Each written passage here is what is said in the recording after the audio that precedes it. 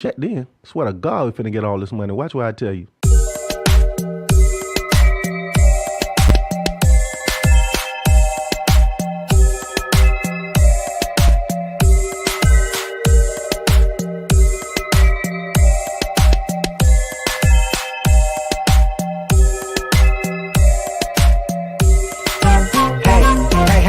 Touch my eleke. You may think they pretty, but to me it's not for play. Power in my jewelry, clear the scene like an AK. Full body protection, looking clean every day they so. Hey, don't touch my eleke. You may think they pretty, but to me it's not for play. Power in my jewelry, clear the scene like an AK. Full body protection, looking clean. And I say I shit. I gotta say I shit. I shit. And I say I shit. Elegba, Oshun, and Obatala. And I say I shit. Mokio, I shit. And I say I shit. And Oya, and Shango, and Yemoja. I got it, currency in my pocket, nature around my neck, front and center I rock it. Never tuck them, so folk wanna touch them, they need to stop it. Trying to find them on lines like mine, you never cop it. My eleke is living, reason why I be winning. Jealous of my position, but I'm just at the beginning. Demonizing the forces, no intercourses I'm giving. Christians feel like I'm sinning, the way the heavens be bending for me. I'm in the flow, I get the dough, I'm giving more, it's reciprocal. Every dose could be poison or be medicinal. Truth is blatant to those who know what to listen for. Yeah, a treasure chest in every mic check. Steady getting altitude and we ain't on the flight check. Calling me the champion, I ain't even won the fight yet. Moochers sticking to us for that juju that they might get. Hey, don't touch my eleke. You may think they pretty, but to me it's not for play. Power in my jewelry, clear the scene like an AK. Full body protection, looking clean every day they so. Hey, don't touch my eleke. You may think they pretty, but to me it's not for play. Power in my jewelry, clear the scene like an AK. Full body protection, looking clean. And I say I shit. Somebody say I shit. I shit. And I say I shit. Egungun, Babaluaye, and Ita. And I say I shit. Mokio. I shit. And I say I shit. Ochosi, Ogun, and Orumila.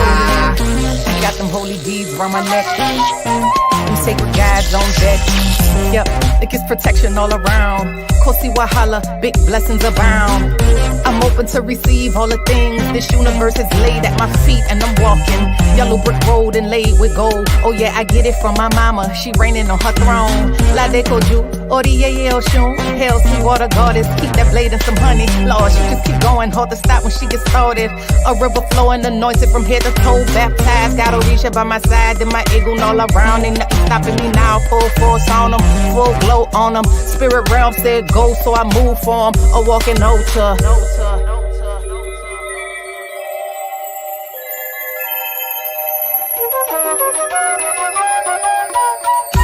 And I say I shit. I shit. And I say I shit.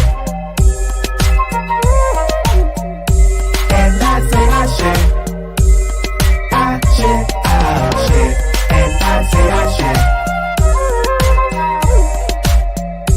And I say I shit. I shit. And I say I shit. And I say I shit. I shit. And I say I shit. Hey, don't touch my eleke. You may think they pretty, but to me it's not for play. Power in my jewelry, clear the scene like an AK. Full body protection, looking clean every day they so. Hey, don't touch my eleke. You may think they pretty, but to me it's not for play. Power in my jewelry, clear the scene like an AK. Full body protection, looking clean.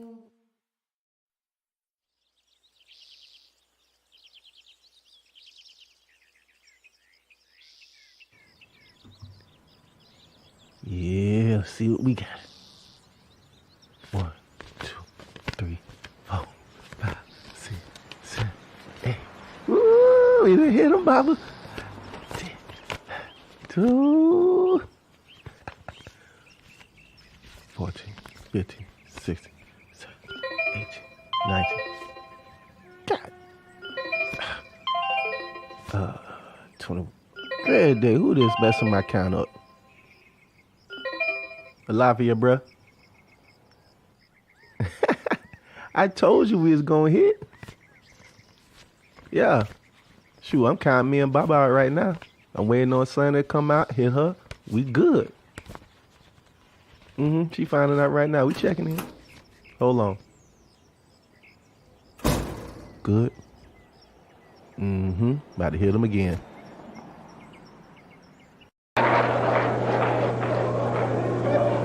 Who taught you, please, who taught you to hate the texture of your hair?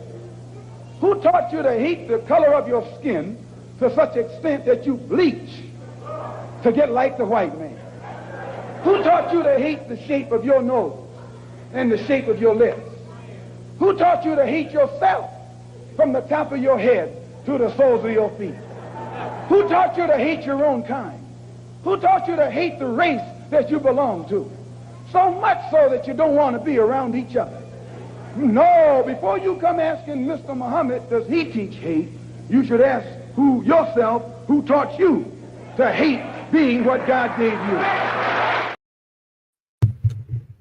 All right, peace and black power family. Welcome to another episode of Do Knowledge Radio. Place for Knowledge Born to shows Knowledge Born Live. Y'all see him on the screen again, okay? I'm thankful to Almighty God, our ancestors, for our warrior scholar, our educator, our author, our documentarian, this historical monumental brother right here to spend some time with us decoding and looking at our condition. And chiefly, one of the things that I surmise in regards to that is how we see ourselves determines how our yesterday, today, and tomorrow is going. So definitely honored to have our brother back here again to share his thoughts on this research in regards to the identity and crisis of the African in America. So it becomes my honor and privilege at this time to introduce some present to others, a special guest by special request, a remarkable, transformative, practical mind in our community, one of our elders, one of our leaders, one of our teachers, and one who is progressive in our approach for liberation in this country and all over the planet Earth. Our brother and teacher, Ajay Taimba. Peace and love to you, my brother. How are you feeling today? Peace and black power to you and to the family watching, and to Do the Knowledge Radio that keeps us on our square, keeps us on point with the relevant knowledge we need. So many thanks to you, man. It's my honor to be here. I couldn't think of nobody better to set off this, particular segment. As I said, I'm looking to get on your level, on the book level, on the documentation, documentary level. So this is one of the fact-finding missions of gathering intel and relevant perspectives in regards to this topic in particular. So yeah, I want to get into it. Did you have anything that you wanted to say in the opening before we get into it? No, brother, I'm ready. We can dive right in. Okay. So this prompting, as I spoke to you about, is a part of a book and now a documentary series in regards to the crisis of identity of the African in America. So particularly tailored towards the experience that we know all too well as, here in the diaspora, but in the Americas in particular. So if you could recollect on your own journey, your own development, your background in regards to this, what does it mean to be an African in America? Yes, sir. Well, when we talk about identity, and I'm so glad you're doing a series on identity, Brother Knowledge. That's the focal point. That's the primary foundation from which we organize, teach, build institutions, and have family. Identity, very important. It was so important to me that when I learned back in 1991 that my first child was being born, who eventually became Nubia. I was so excited, and I wanted to get right. I wanted to be right when she arrived on the physical plane. So I fasted, and I said, I'm going to finally change my name, something I wanted to do for many years. And I changed my name to Aj Ajamu Taimba. That surname Taimba, which is Nigerian, means we stand as a nation.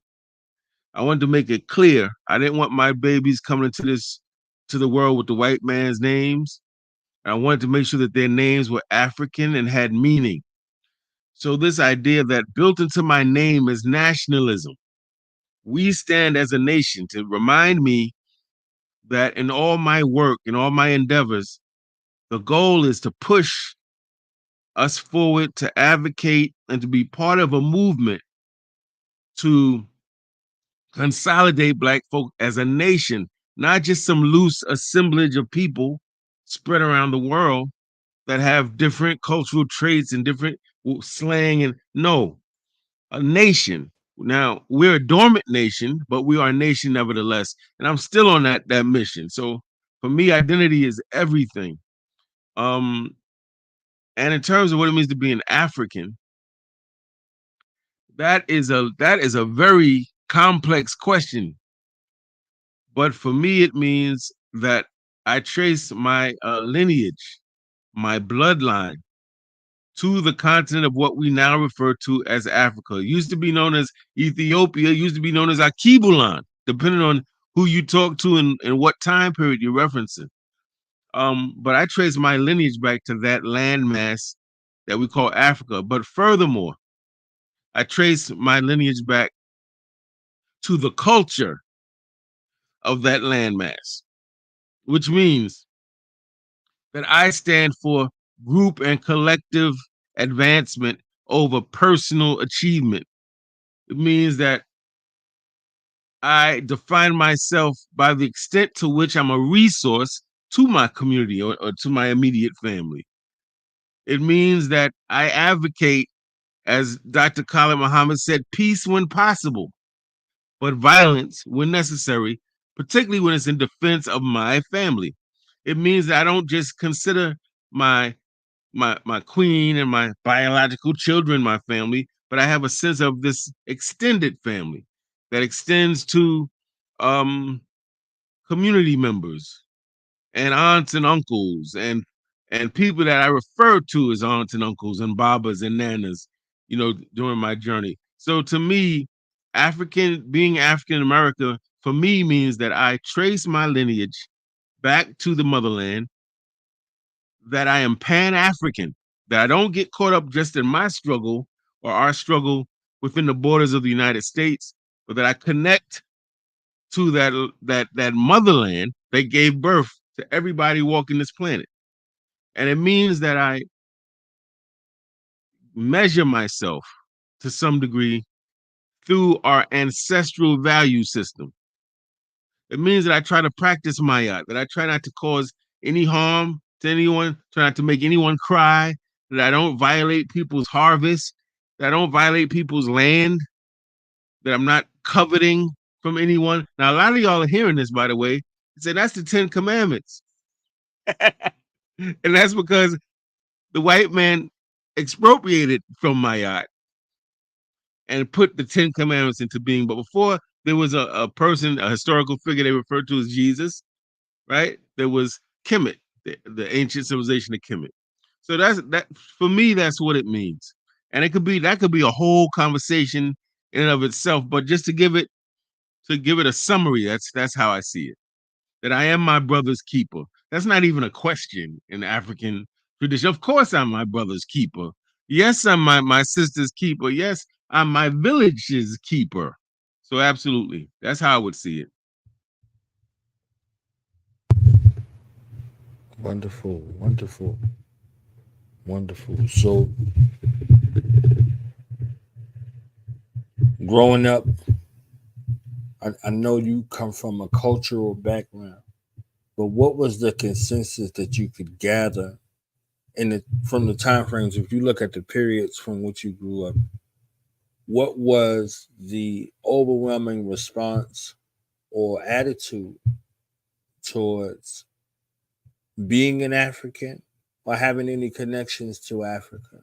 If you could think about your influences, whether through mainstream media, television, music, things like that, and also the general consensus of where you grew up at. I grew up in Harlem. I'm 55 years old, so my 70s would represent the 70s was my childhood when I was a child, and the 80s is more of my teens, right? I'm coming into myself as a young man. In the 70s, we're still in the black the black power movement and the black arts movement technically. So I remember walking around with my dad and seeing posters. I remember seeing a poster of uh who they referred to as Joanne Chesimard, who we know is Asada Shakur. I remember certain cultural gatherings, and I remember doing Black Power salutes and things of that nature. In that time, where I was, we saw ourselves as Black people, African, or New African because of the influence of Republic of New Africa. This idea that we're connected to Africa, but the experience that we had over here in the States made us a unique people with kind of a unique culture, a little bit different from our original culture in Africa. So thus we were new Africans. Those are the expressions I heard a lot. Black, New African, and African. And then in the 80s, which now most historians would say that the Black Power movement ends now around this time. That now we have in the Black Liberation Army, in the Black Power movement ends around this time. Hip hop took reins, and so now we turn to, whereas before we turned to the street corner rallies and organizations like Republic of New Africa, Revolutionary Action Movement, and we can go on and on and on, right? Now we're turning to hip hop because those organizations, at least in a formal way, are no longer there. They've been pretty much run underground or they've been dissolved as a result of the FBI and its COINTELPRO operation. So now young people were turning to hip hop for that kind of nationalist guidance. And so Poor Righteous Teachers and Brand Nubian and X Clan, Public Enemy Number One, and a bunch of different rap groups and individuals, kind of KRS-One for sure, Knowledge Reigns Supreme. And also in Harlem, I was right by the Allah School in Mecca. So you also had the strong presence of the 5% Nation of Gods and Earths, who, as anyone knows, pretty much are some of the most prolific and talented hip hop artists in history. Right? Some would even say that the foundation of hip hop comes very strongly from the 5% Nation. A brother I know named Shaheed M. Allah, who started off as 5% and then joined the Nation of Islam, he wrote a book, and he told me that when you looked at b-boys in the 70s and the 80s, they would stand a certain way, their arms folded a certain way, their feet perpendicular at a square. He said that comes from God body. So for me, these are some of the things I saw. Pardon me, I'm fiddling with these headphones. These are some of the things I saw as a young man. And I think in the 80s, 5% was strong, man, in Harlem. And I know back then, a lot of people call themselves God. Black, you heard Black, still didn't hear New African. I didn't hear New African a lot in the 80s for whatever reason. But definitely God, Black, brother, sister. But I think all of us who were conscious understood that we were connected to Africa. There was never this disconnect. I went through American slavery, so I'm not African. It was that disconnect, to my recollection, didn't exist. We just saw that continent. We just said it this way: if you were here and you came through this American experience, you were an African in America. If you came up on the continent in the motherland, you were considered a continental African. That's how we made the distinction. But that was just a distinction in terms of experience and nomenclature or wording. But we didn't see this great divide between our communities that I unfortunately see today. This is saddening to see.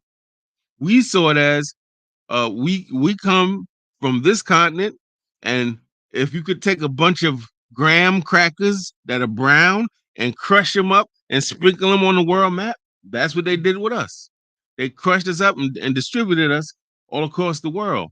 So some were in Brazil, some were in Colombia, some were in Cuba, Haiti, in different parts, but we were all still coming from the same source. So there was a strong Pan-African element, is what I'm trying to get to in a roundabout way too. In the '80s, strong Pan-African element that I remember, and I remember we wore medallions, man. We were very clear with Africa. There were these circular leather medallions you wore around your neck, and sometimes it had red, black, and green, or red, gold, and green, but it represented the colors of the Garveyite flag, and it represented the continent of Africa. So we were very clear that we were Africans in America. And I think that was important because that way of identifying ourselves led us, in my particular immediate situation, to go into college to turn them colleges upside down, inside out for our what? African American Studies departments, because we saw ourselves as linked to them. Right, so we going on Syracuse University's campus. We see everybody else has Greek history and Roman history and all types of history. We like, where's our department is dilapidated. The roof is caved in. The libraries is all in disarray. The course catalog didn't offer a lot of courses because there weren't a lot of professors. So that became our issue for an entire year and a half. Was getting our Black Studies or African American Studies department reconnected. As a matter of fact, the name of my organization was the Student Afro American Society. My administration came in, went through the Constitution, we changed that. African American Society. To us, this idea of Africa was very, very important. And if we didn't identify ourselves as Africans in America, the African American Studies department would not have had as much meaning for us. So I do want to communicate this point. When we say identity, we're talking about a person's sense of who they are, of themselves, based on memories, experiences, relationships, and values. And this is important because how you identify yourself is going to open up many different bridges or close many different bridges. So I remember in my generation, a brother walking down the street with a white chick was not acceptable. I mean, you heard there would be people that would speak on that publicly. Like, what's that about, brother? I mean, it may even confront you about that, not to hurt you, but would raise that issue. Like, what's that about? Being original. I see somebody here put is an original God or something like that in the comments. Being original was very important. So I was an MC in Harlem, a hip hop MC, what they call it, a rap artist. And you would never get caught saying another brother's line ever. The worst thing you could have been called was you bit somebody's line. You were unoriginal. So this idea of originality, being unique, being influenced by other people, sure, but representing yourself uniquely was important. See, all these things I'm raising these things, Brother Knowledge, because they all tie into my personal identity and the identity, our collective consciousness that I saw coming up in Harlem, right? So I want y'all to think about this just for a minute. Brother Knowledge, forgive me, I'm veering off the track a little bit. Forgive me. Do what you got to do, Elder. You are good. Don't apologize no more. Be unapologetic like you are in real life, okay? Yes, sir. Yes, sir. Just do what you got to do. Okay, so for those of you who read Chancellor Williams' groundbreaking book, Destruction of Black Civilization, you know that he's chronicling these different civilizations in Africa and what happened to them and how we were destroyed, the factors that led to the dissolving of our cultures and our power. But in the very last chapter, I want you to be clear. All of that book is a setup for the last chapter. He's just trying to get you to the last chapter. The last chapter of that book is called The Shape of Things to Come. And he presents this as a 15-page master plan to get our culture back, to be liberated and be unified again. And the key thing he says, the first thing that he says we had to do was organize our people, keep banging on our people's heads this idea of we are one people that express ourselves or are manifested in different ways, but we are one people. And to get our people to organize under the banner of race solidarity. That's it. He said that's the first. Now, there's a lot of things he has in his last chapter, in his master plan. That's the first thing. That lets us know, at least as Chancellor Williams saw it, that our salvation as a people was a question of identity. Right? Then you think about, when you look at these local elections, I don't pay as much attention to the national elections. I think they are completely corporate, manipulated, and that's a matter of who has the most money. But at the local level, there is a sense of you can get certain, what as an activist I would call concessions. You can get certain basic reforms to help your people out of a local election. And if you think about it, in places where Black people are the majority population, or there's a significant population of Black or new African people, we can win those elections. But to do that, we got to vote as a racial bloc. That's a question of identity. Question of identity. We talk about in holidays like Kwanzaa, those of us who are nationalists, Pan-Africans, we talk about we need to have business. We need to have economic engines. But we can't do it like the white man or the Negroes. It can't be these ruthless, individualistic, capitalist enterprises where we ready to kill our mothers and fathers over some money. Just watch the ID channel if you don't believe me. How people kill them for wives and husbands to get some insurance. It's sad, family, what capitalism does to people. So our pioneers in the 60s, the Black Power movements, come up with this idea of cooperative economics. So the community needs a laundromat. Okay, so we get different people in the community that become co-owners and operators of that laundromat. So now 25 people benefit.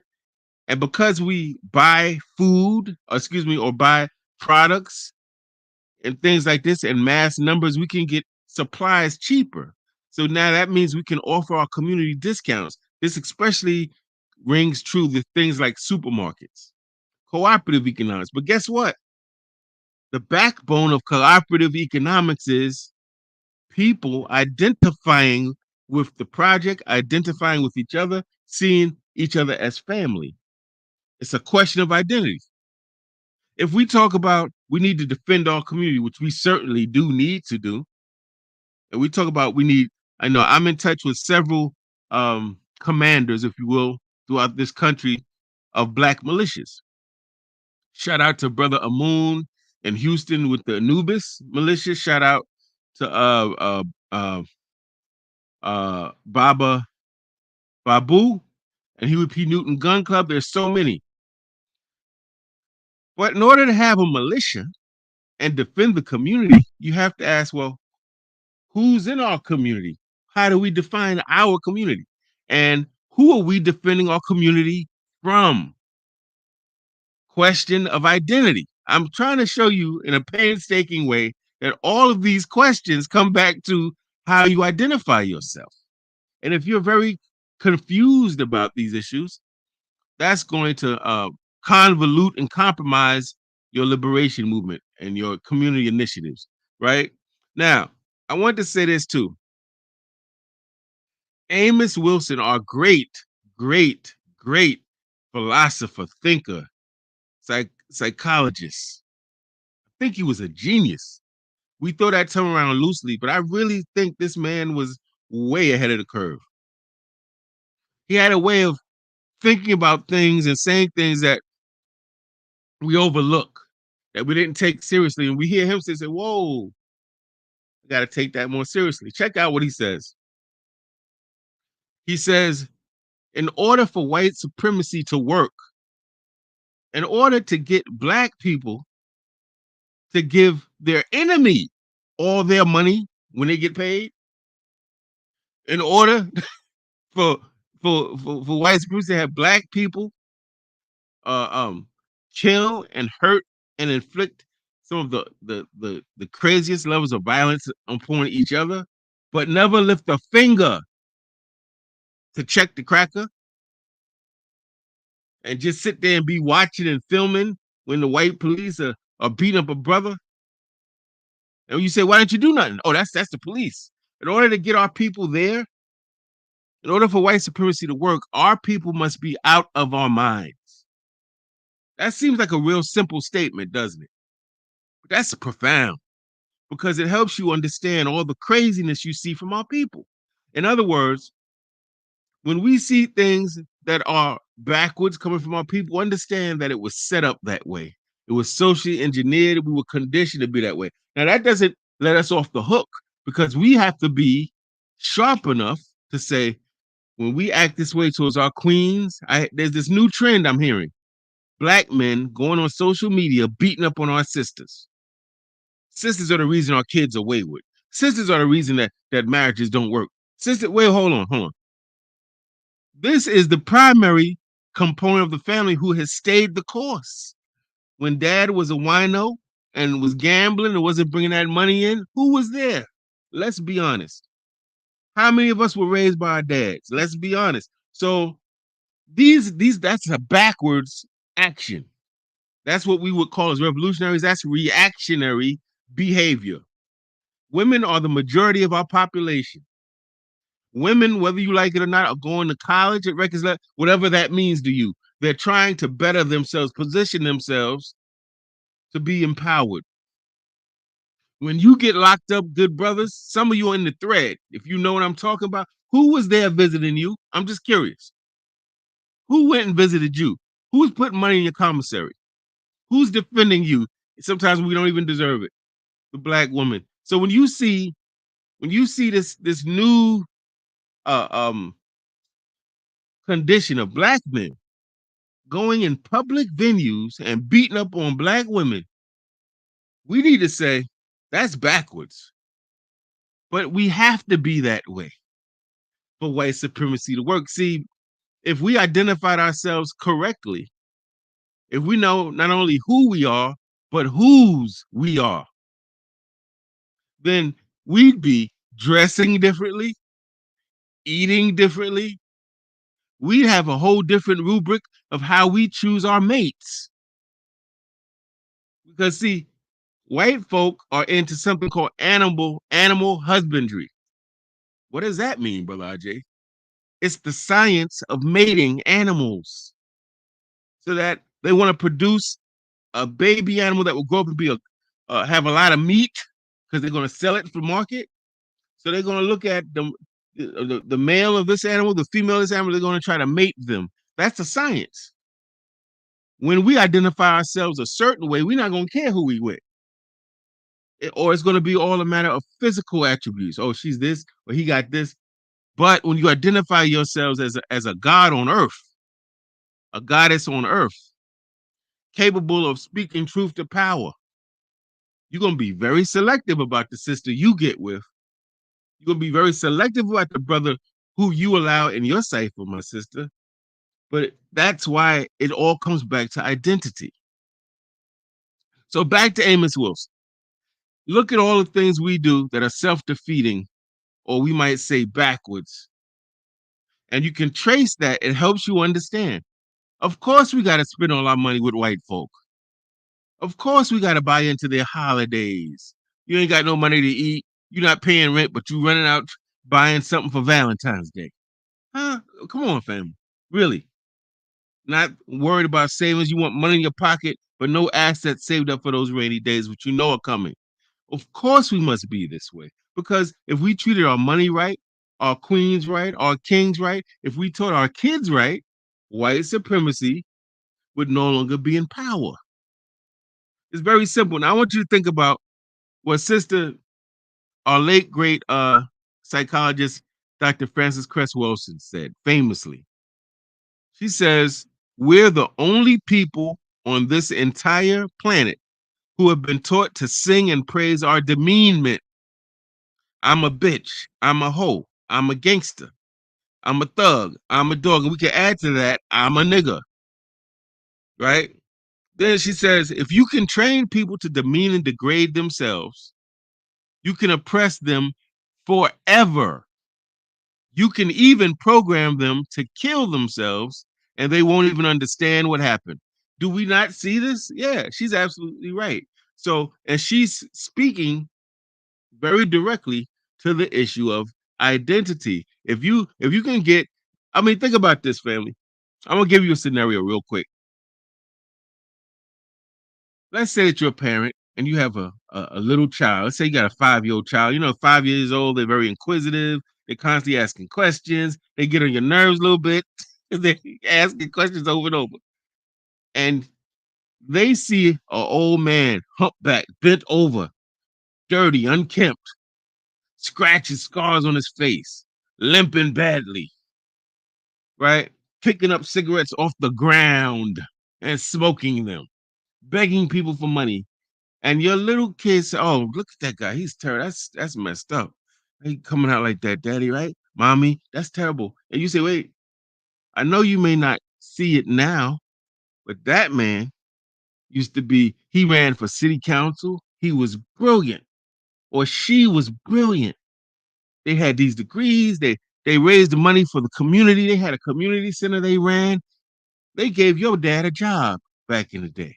They schooled your dad, your mom, back in the day." And your kid would say, "No, no, dad, because look at him now." You say, "No, that's now." So they went through a process. They've been dehumanized. They've been devalued. They have been disrespected. Anything could have happened to them. So what you're looking at is the result. But way before this, 30 years ago, that crumbled up, unkempt, dirty, scar-faced, begging, smoking cigarettes off the ground dude you see now was a god on this earth. What you're doing is giving them an analogy of black people. Right now, our teens look at us and they say, "When my parents ain't got no money, they can't give me this, they can't give me that. Look at where we live. Look at we ain't got no car. We didn't." Right? They're judging you based on material things. They're judging the race based on material things. But if only we could take them in a time machine. Forget about books and movies. Take them in a time machine and take them back and let them see brothers and sisters with long flowing robes with gold and diamonds, building architectural phenomenons, mastering math and science and music and law and art. And I can keep going. Doing surgery. Some people don't know, but Imhotep was a priest, a scribe or a writer, an architect, and what we would call a multi-level genius. Kind of like Paul Robeson would be many centuries later, could do 5, 6, 7, 8 things at an excellent level. And that white folk today, when doing brain surgery, still refer to an article that he wrote on papyrus. They named the papyrus after the white doctor. I got to research his name again. But my point is, you would go back in time and your kids would see our ancestors performing surgeries or healing people mentally and de-stressing people using sound, family. All of these things are coming out now, that they had chambers in these temples where they did audio healing. Now, if you go on YouTube now, you'll hear something a white man calls solfeggio frequencies. You listen to this frequency, put your headphones on, this will supposedly heal your body, help you get a good night's sleep, help you manifest things in your life. But people from Kemet were doing that 5,000, probably 5,000 years ago, or even farther back than that. And your kids would see this and it would blow their mind, right? And then they would understand the parable I just told you. They would see, oh, if you're looking at us now, you might say, these black folk, I don't know about them. But if you could see us 5, 10, 25, 35,000 years ago, you would know that we were put through a process, a procedure, a conditioning that got these gods and goddesses from pyramids to projects. You would see it. And it's the greatest story never told. And I really wish some of our talented screenwriters and novelists would write a movie to show that, to show where we were and what we were put through to bring us here. And guess what? We still not destroyed. We still producing doctors and lawyers and attorneys and leaders still after all the conditioning. This is the power of identity. How you see yourself, what you connect yourself to, who you claim is in your tribe or village is not something, it's everything. Now let's flip that. If you a young brother or sister and you connect yourself to, you see some of these rap artists and they showing all they, as my grandmother used to say, their morning glory. This girl showing their morning glory on the videos, showing everything that should be kind of private. Or the brothers with their mouths, nigga, nigga, nigga, bitch, ho, ho, ho. And you identify with that, then what type of man are you going to be? Sisters, if you identify with some of our sisters who are wayward because they don't have knowledge of self and who think that being vulgar is somehow being cool, who mistake vulgarity for being serious and no nonsense, who mistake this hyper violence for being, oh, that's black. No, no, no, no, no, no, no, no, no. Incorrect. I was on a train. I heard a bunch of young people going by. This brother that clearly was from the continent, was standing in a certain place and they go, oh, he stink. Them Africans stink. Now, isn't that ironic that we've gotten a whole generation associates lack of sanitation and hygiene with Africa? And the truth of the matter is that this whole idea of hygiene and sanitation comes out of Africa. Why do you think that baby Jesus was given gold, frankincense, and myrrh? Frankincense and myrrh, which I can go to 125th Street right now and dab some on my wrists and put some over here and smell good. We introduced that to the world. Washing, bathing. It was the Europeans that, as you may or may not know, in the 14th, 15th, 16th century, would brag that they only took one bath in a month. That's their culture. Our culture was always about being clean. That idea of cleanliness, being close to godliness, comes from us. So again, but if you have a skewed identity, if you let somebody knock you over the head, you got amnesia, and they telling you, oh yeah, you're meant to be a crack dealer. You're meant to sell heroin. You're meant to use heroin to crack. You're meant to be what's the word I want? A concubine for men. You're meant to. Your mouth should be dirtier than a toilet. That's cool. That's black. You get people to identify with that. You can predict what they're going to produce. How are their kids going to be? What are their kids going to be ready to fight over? I remember a summer or two ago, I have a pretty good relationship with some of the young people in my building on the block.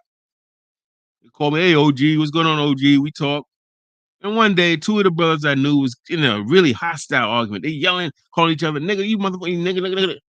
And so I said, hey, brothers, I'm sorry. Do you mind if I ask a question? They said, yeah, OG, what's up? I said, why y'all beefing? Well, because this nigga owe me $10, $10. And he hasn't paid my $10 back yet. I said, so what? So I'm telling him I'm gonna drop him if you know. And the dude is saying, OG, I tried to tell him, man, I paid it $10 that time. We went to the party. I paid, it was 10. I said, nah, keep your 10. I'm paying it for you. And we be good. And he stops. He says, Dag, you did pay that 10. My bad, son. But over $10. But was ready telling him, brother, I'm gonna get you God, I'm gonna kill you. See, that's a matter of how you identify yourself. That's how you identify yourself. When you identify yourself as belonging to a bloodline of greats, mature people, forward-thinking people, leaders, not followers, leaders, institution builders, enterprise owners, you think and you move differently. You move differently. You say, well, even if the brother owes you 10, there's a way that you communicate that, brother. I would still love my $10, brother. You gave my word. I would love that back. If you don't have it, brother, just tell me you don't have it. We make an arrangement, right? Give me a third of it. Give me 2/3 of it. Don't worry about doing something. But I'm not going to kill you over $10 because I realize that paper will lose its value. That value is relative, but your value is invaluable. And if me and you work together in the right frequency, we can make $10 million together. You see? But it's how you identify yourself. I've been very blessed in my life, brother Knowledge. I wasn't born with a lot of money. I told you last show. And those things, but I had beautiful Africans and new Africans in my life who took me by the hand, saw me doing wrong, corrected me, gave me knowledge, inspired me, told me they saw good in me and that I could be how you say it, I can contribute to our race. And so I grew up with a sense of high value. I didn't grow up thinking no man or woman was better than me because of their color or their height or anything else. That identity is key. So when I came out on the block, people knew, nah, he don't smoke.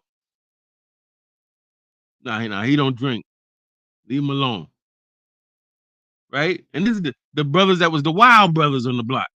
Actually, nah, he's good. Leave him alone. He goes to school, but leave him alone. Identity. That came from identity. And I was able to go through certain blocks, like particularly West 148th Street. Shout out to my brothers 148th, where it was wild and this and that was happening. I could go talk to the brother that was laying down bodies and doing whatever they were doing. And we have a conversation just like this. Brother, you need to come. Why don't you come to the temple? I hear they're going to have some temple, Mosque number 7, they're going to have so-and-so that's speaking today. I wasn't in the Nation of Islam, but that's where I would go. When I didn't go to my regular church my mother sent me to, I go to the mosque. Man, why don't you come to me with First World Alliance, man? Come on, let's hear some knowledge, brother, to get us right. You see what I'm saying? That came from who I was connected to, identity. Who I was connected, not just who I am, but whose I am. If y'all was on Saturday afternoons, if you like me, I don't know where all of you are from who are watching, but we watch Kung Fu movies. And one of the first things they would come up and the guy would say, "Who's your teacher?" That was big. That was important. Who are you connected to? Not just who you are, who are you connected to? Who taught you? And the guy would proudly say who his teacher was and what his style was. I do Tiger, whatever it was. This is important. But let's look today. What do the kids today connect? Who do they say they belong to or are connected to? They belong to a bad bitch or a nigga or a nigga. He's a killer. I mean, you can predict what they are going to be and produce. Of course, there's always exceptions. I'm trying to get people to see the big picture. So my point, brother Knowledge, is that our enemies know who we are. And for people watching, our enemies know who we are. I know they know who we are because if you read some of the old books by white historians, you'll see that they talk about Africans in very lofty terms. I think Herodotus said that the Ethiopians are giants among men and women. That people came from all over the civilized world to learn literacy and culture from Africa. Although back then they called it, largely they called it Ethiopia. But when they said Ethiopia back then, they meant the continent of Africa. Right? So they know who we are. This is why any of you who are in a Masonic lodge, you know that they have different houses that are named Osiris, huh? I mean, it's clear as day. Or the back of the dollar bill has the all-seeing eye of Heru, and that top of that pyramid. They know who we are because the white folk from back in the day stole our symbols, sometimes stole elements of language, stole our deities, renamed them and reshaped them, and sold it back to us, and put some of our important symbols on their money family and in their organizations, in their mythology and symbolism. So they know who you are. They just don't want you to know who you are. Because once we know who we are, we're going to look at our families different. We're going to sacrifice. We're not just going to think of ourselves. Our value system will change overnight. And we're going to be like, oh, yeah, that girl, she has a big booty and a small waist. Woo, big lips. But if she can't think, if she can't take something and make it grow and prosper, right? If she doesn't have dreams and plans of her own that she contributes to the family and the race, I don't care about that.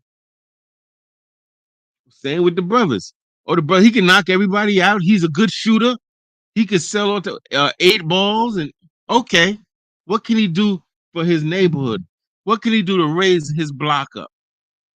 What can he do to expose the devil and his trickery to the people? What can he do to get young people from going down a road of debauchery?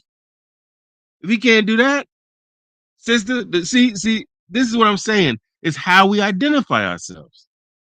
If a sister said, "Oh, I'm connected to royalty," not in an arrogant way, not in a condescending way, but just a clear way, right? I'm not nobody's bitch. I ain't no bad bitch. I ain't no good bitch. I ain't a bitch at all. I'm a queen, and I'm a queen because I act like one. I'm a queen through my action and my conscious behavior and my thinking.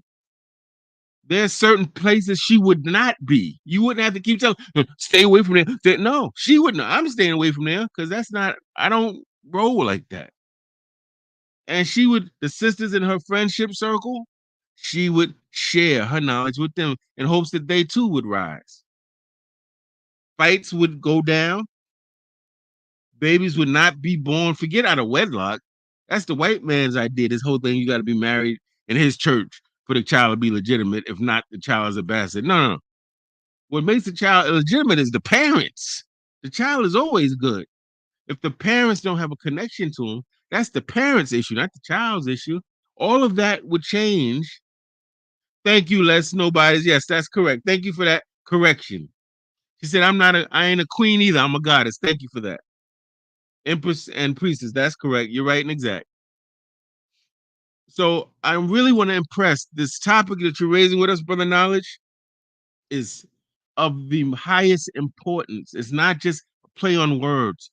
We have an identity crisis because if we were in our right minds and had and rightly identified ourselves, we would be free tomorrow.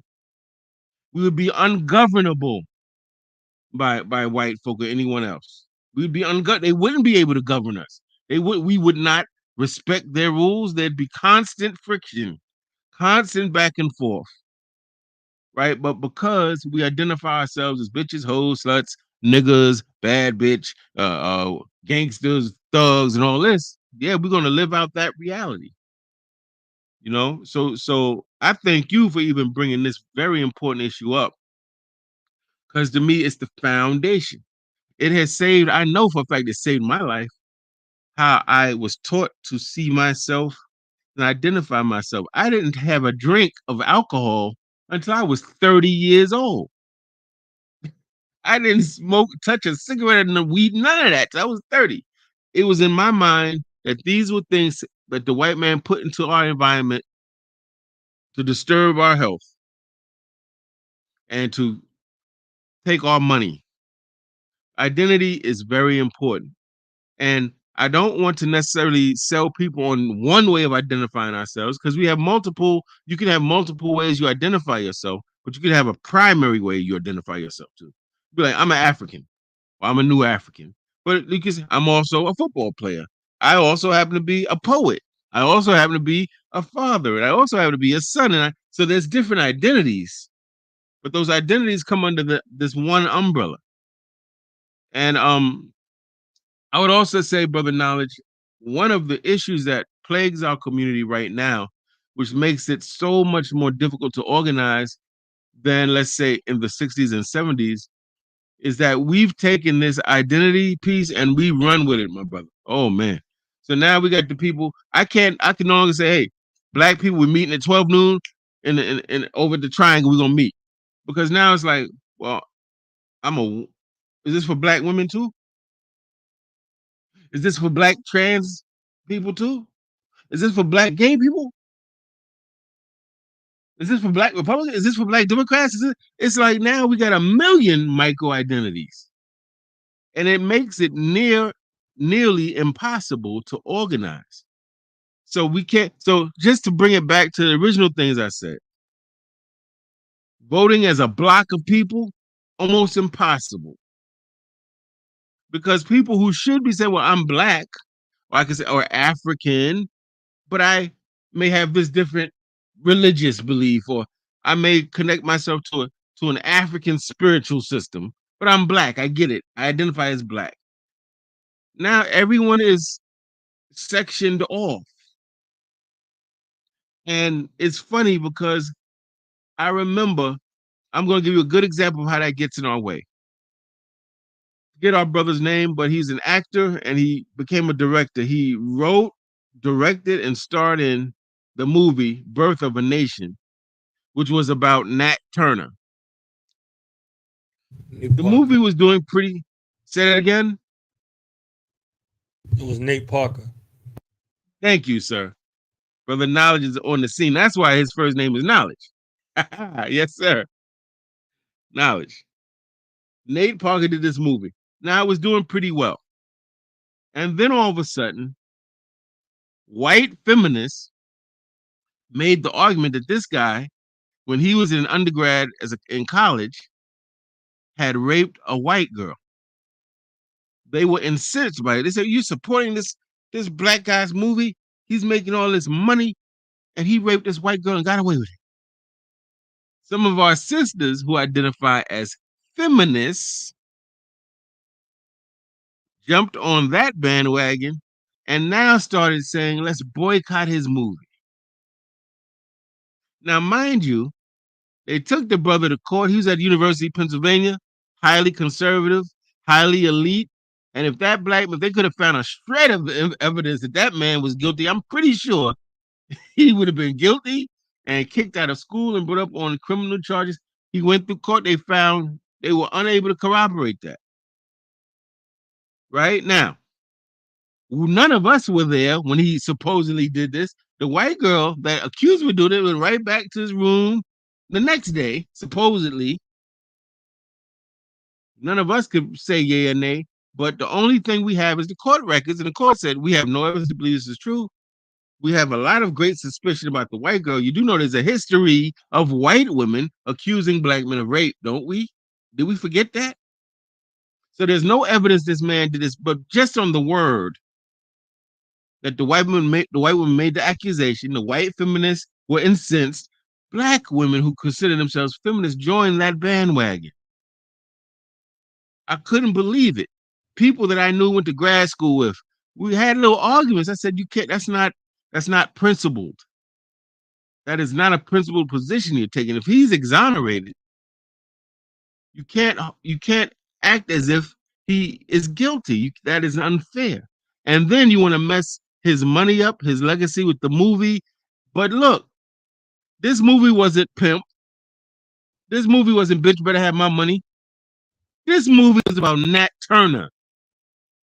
And I need our people to see how people work when they don't want revolutionary messaging to get to the masses of our people. That's what that was about. I mean, you could see that a mile away. Ray Charles could see that. They didn't want that message. Now, what's the message? Nat Turner is an enslaved African who is a preacher. He's a Christian preacher, but he's not your traditional Christian preacher. Like most Africans, he took what the white man gave him and he Africanized that. So where they talk about Jews were in bondage, he saw black people. When he sees oppressors and we got to fight back, he sees black people fighting back against white slave owners. They don't, but what you may have forgot that in the beginning of the movie, his mother took him to an African, almost like they were doing what we might call voodoo or juju, right? So they're making a connection with Africa. They're showing you that he's connected with his culture, and they're showing you how he identifies himself. And that's what led that man and others like him to lead slave revolts, armed insurrections, whatever you want to call it, on these slave plantations. Now, what was the worry of this society? That black people would see this. They heard a little bit about Nat Turner in their social studies class, but now it's a whole movie. They're learning that, wow, his connection with Africa, his ability to read, literacy, education, these were not bad things. They actually played a part in his wanting to be free and being a leader of men and women. And they might identify themselves in new ways, in liberatory ways, in empowering ways. So there was a plan afoot. And who did they use to try to execute this plan? Unfortunately, some of our sisters. I'm never going to bang on all our sisters. Some of our sisters. And you know what, sisters? You should fight against brothers beating you. You should raise the issue of being devalued on the job, of getting 80 cents to a man's dollar. You should bang on those issues. I would just ask that you leave the toxic European feminism alone and you go read up on Dr. Clenora Hudson Weems and learn about Africana womanism, right? It's a whole different thing. And you can still bang on patriarchy, right? But we look at it through a different lens, through an Africana studies lens. Look it up, Dr. Clenora Hudson Weems. Clenora Hudson Weems, Africana womanism. How you identify yourself is everything, family. So I'm done with that, but I really just wanted to get those things out because they're on my heart to really get that out so that we can understand this is not a small question. When Brother Knowledge raises this issue of identity, this is not a small question. It's this is a life-changing topic if we really understand the power of identity. It changes everything. I'm done, Brother Knowledge, with that. I love it. I love it. So if y'all enjoyed this, y'all need to tune back in on Wednesday when we get into the other research question. That's another book and documentary. Why we still calling ourselves the N word and the B word in 2023. So if y'all love our African scholar, our educator, our motivator, the one who give us a revolutionary checkup from the neck up in this series, I'm excited to see, and hear the perspective on Wednesday at 1 p.m. Eastern surrounding this topic. One last question, and, take your time, do what you need to do to make it plain in regards to identity is the subject of multiculturalism. And I want to tie it into fostering negative ideas surrounding our connection to Africa and Africans on the continent and ideas of continental Africans towards the diaspora in general, but us in America in specific, strategically in regards to when looking at identity and the influence of multiculturalism on Africans in America and on the continent and how we see each other. Oh, first of all, the truth of the matter is we live in a multicultural society. So that's a fact.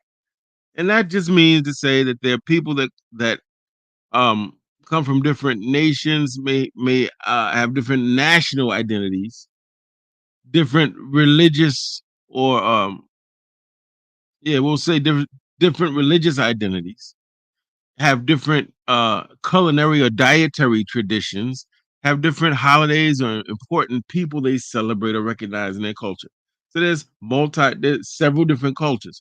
What multiculturalism does, which is dangerous in my opinion to Africans and new Africans, is that it tries to dilute people. It's politically diluting. Here you are at the rally and you talking about the mass incarceration of black men, how black women in greater and greater numbers are going into prisons, family, how black girls in greater numbers are committing suicide, family, how black people, particularly black men, are continuing to be killed and brutalized by police, family. And here comes some non-African or new African person. Well, it's not just black people. Blue lives matter too. That kills me. Well, all types of people go. Yeah, we know that. But see, here's the difference with us. White people have leaderships. They have leaders and organizations that are non-compromising. You don't believe me? Look at Patrick Lynch of the NYPD. He's the head of one of the police unions, and that white man is like a pit bull. He don't want to hear nothing. If you talking about that police, he's going to defend them police, and he's never going to let go. He knows that there's other people in other professions, but he's the police union head, and he represents them to the hilt. We need leaders who represent us, intelligent, articulate, but they're not letting nobody deviate or derail the political conversation or discourse. They're not going to let anybody give us a trumped up narrative. They are unapologetically, unashamedly for us. We need that. And when you look around, you don't see that as much because everybody's trying to be multicultural. And that in and of itself is insulting. I remember being a young student leader in college and so some of the white students, well, why don't you represent you just represent black issues as if black people aren't important. Listen, if black people are human, which we are, part divine, and you're representing the interests of black people, you are representing humanity, a segment of humanity. They try to make it seem like somehow if you represent just black people, that's low, that's cheap, that's not important, right? And that's very important. When we need leaders that will not let go, will not forget. They don't care what bill you passed and how many Negroes you hired at the corporation, and they don't care how many raises these people got. They're gonna keep banging or keep building because we got different types of leadership. There's some leaders that protest existing racist organizations. There's some leaders that teach, some leaders build institutions. I am a nationalist Pan-Africanist. To me, it's important that we build institutions. A nationalist job is to teach the people, to correct the story when the narrative is wrong, to tell our story truthfully to our people, to organize our people, to build institutions that outlive ourselves, right? So those take all different types of leaders. But the point is, our leaders have to love us unashamedly and don't care who's around, who's offended. I'm not saying that you go out there to offend people, but you take my Jada, Dr. Kalamama, he didn't give a damn who was standing around. He didn't care who overheard what he's talking about. Unashamedly, right? That's the type of leadership we need. Multiculturalism works to dilute that. It makes black people feel uncomfortable when we talk about black issues or a black perspective on a particular issue because of what other people may think of us. To me, that's one of the most damaging things of multiculturalism. And let me be clear, we are civilized people. So we can, as a civilized human being who has humanity in his heart, I can look at the suffering of other groups of people and say, wow, that's messed up what they did to this group of people. It's messed up that the Irish got to be still fighting revolutionary wars out in public to this day against the Catholic Church. That's unfortunate. I can see oppression and I can see suffering of other people, and I can relate to that and say that's messed up. However, I do not put their suffering and their historical experiences above my own and our own, right? So I guess my short answer to that is that it dilutes. It's like what Malcolm said about cream in the coffee. It dilutes your strength. You're worried about everybody else. And, Negroes have a very disturbing habit. It really disturbs me. In fact, I did a video called How to Identify a Negro. And one of the traits is that they care about and they support, financially and otherwise, everybody on this earth except their own. One of the first qualities of a Negro. He out there protesting for Israel. He's taking the Israeli side against the Palestinians. Right? He's always banging on what somebody did to some other group. You come around, hey man, come to Harlem Liberation School on Saturday. Oh no, I don't have time for that, y'all. You guys are extremists. Well, the white people that you banging for are extremists too. Always banging for everybody but their own. Right? That's one of the that's what multiculturalism is designed to do. Because if people were nationalists and Pan-Africanists, they would never forget how our people were snagged from the motherland and dragged to another land, renamed like objects, sexually abused, disconnected intentionally from their cultural apparatus, disconnected deliberately from the practice of their own faith systems. And gentrifiers, absolutely. Yes, we never forget how our communities have been changed in ways that are almost beyond recognition, culturally and politically. How white people come in and they can't just be a guest. The white man doesn't have the habit of coming in, oh, thank you, it's nice, and leaving. He come in, he want to stay, he want to own what you got. He wants to control what you got. Right? So in all these black and brown communities, white people come in and now they on your community board. They on your school board. They're your city council representative, dead in the black and brown community. Right? Running your show. So to me, Brother Knowledge, multiculturalism, the only thing I think good of that is just as a human being, you can understand people's suffering. Yes, black people are not the only people on this earth, and we're not the only people who suffered. Absolutely. And you also need to understand, we can't be narrow nationalists. We have to understand that black people have been oppressive too. That black people can be oppressive too. That black people can start out as freedom fighters in Africa, let's say, get into office, and now they're killing a third of their own national population because they disagree with their politics, or they're imprisoning people who are critical of their policies. That's oppressive too. So yes, we have to be able to see the complexity in the world. Things are not just black or white. There's some gray area in some of these things. But to the extent that it has us more worried about other people than they are, that is problematic. To the degree that we are ready to stand and fight for people who will not stand and fight for you, that is problematic. And to the degree that it encourages us not to take ourselves and our issues seriously and fight for them unashamedly, is problematic. I hope I answered your question, Brother Knowledge. I may have veered off a little bit. If I did, forgive me, man. I guess you're using that forgive me word again. Here we go. And I think you did an excellent job.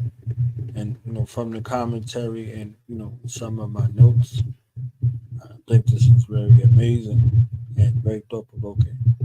This is why we have these spaces. Go ahead. With the knowledge, I did want to recognize. I got my queen is in the thread. I think she's in the thread. Brenda Hilaire, that's my baby girl. She's in the thread. She's holding your brother down. She's always there, helping, always supportive, and she's doing her own thing. I call her the Black MacGyver. She can take a piece of bubble gum and a matchstick. It's amazing what she can fix things that are broken. Amazing Black woman. I just want to acknowledge her for what she does for myself and the community. She has her own nonprofit that Sweet Transitions. They go into Black people's homes who are transitioning from prison, from domestic violence shelters and all these different places, and helps to beautify their homes and connects them to social service agencies so that they can beautify themselves and empower themselves as well. Just want to give her a shout out. I also want to say to the family, we are one of the only people, and I hate to make these statements where Black people are negatively exceptional, but this is true. We're one of the only groups of people that don't finance our revolutionaries. Don't finance the people that fight for us, that stick their necks out when we won't. So, unashamedly, I'm going to say, Brother Naj has put up at different points in this broadcast our Cash App. If you feel inspired to donate to my organization, I mean the Queen's organization, Harlem Liberation School, I believe you can put the Cash App up. Really, really appreciate it. Please do so. I want to let you know that I've written 5 books. If you go to Amazon, type my name in, you'll see them. One was about the legendary Harlem Kingpin, AZ. You probably heard of AZ Alpo and Rich Porter. I wrote his life story, best-selling book. I wrote a book called Truth for Our Youth to empower our young people. I wrote a book for Black student unions. Those of you in college and Black part of the Black student union protesting, going against the administration, how to do so successfully, the way we did back in 88, 89. And I wrote a book on leadership to teach us the philosophy, the ethics, and the practices of strong, effective leadership. So please feel free to support in any way you can. Myself and the Queen would greatly appreciate that. And of course, we have our organizational YouTube channel, Harlem Liberation School, which I think some of you may be watching through Harlem Liberation School right now.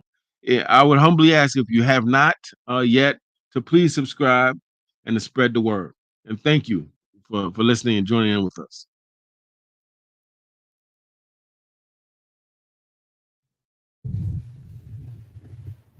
Yes, go subscribe to that channel. He has a phenomenal plethora of guests, subject matter. The virtual component to what he's doing physically. Phenomenal brother, and we have to support our, great ones, our righteous ones. While they're here, the snotting and boogering and the ashe and the Hennessy pour out, and the libation pour out after the transition is righteous. But what's more righteous is having something sound on the ground while you're still around, in the words of Dr. Khaled. Peace and blessings be upon his family. So, fortifying those who are in the position to impart information and equip us with practical skill sets that are necessary for our future generations. So, definitely. And I encourage you to join us on Wednesday. We'll be back on Wednesday, 1 p.m. Eastern Standard Time, and we'll get into the topic of the N-word and B-word in 2023. And our esteemed warrior scholar, I see he don't pull no punches. You understand what I'm saying? So we're going to get into it and make it plain. Robert Tate, Ajay, you got any final remarks for for the family before we go? I know that some of us watch the corporate-owned media, and we see report after report of our people killing each other, raping each other, stealing from each other, involved in all types of debauchery. And I know that sometimes you get demoralized and you say, man, we never gonna be free. we never gonna be right. And I just want to let you know, family, I got 3 words. I believe that if we study, I believe that if we organize ourselves, and if we practice our traditional faith systems, and we connect to a higher source, I believe 3 words, and that's we will win. That's all I got to say. Y'all heard it from the best. I heard it from the best. And catch our Baba back on Wednesday right here on Do Knowledge Radio. All right, y'all. We out. Peace and black power. Peace.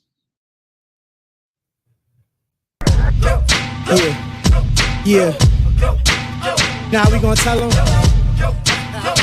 that in front. We tell them like this, yo. I'm an African. I'm a African. I'm an African. I'm a African. Yeah, y'all like that? No more. This man's mind is open. I'm an African. I'm a African. I'm an African. I'm a. Let's get And back that to motive the is best developed by recognizing the common enemy.